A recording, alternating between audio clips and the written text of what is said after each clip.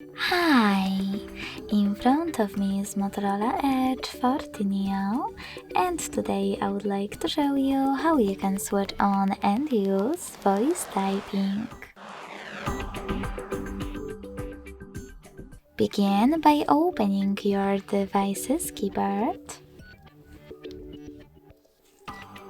and hitting on microphone icon at the top right corner of it.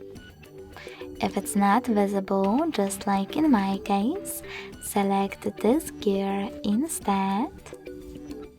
Click on voice typing and tap on the gray switcher next to it to activate it.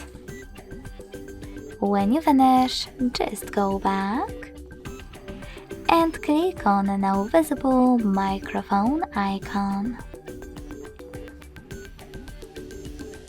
If you never used it before, select while using the app in the pop-up, wait for Speak Now command and start typing.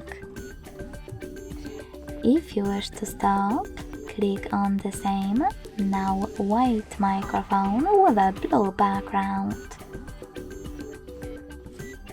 Thanks so much for watching. If you enjoyed this video, don't forget to leave a like, comment and subscribe. Bye!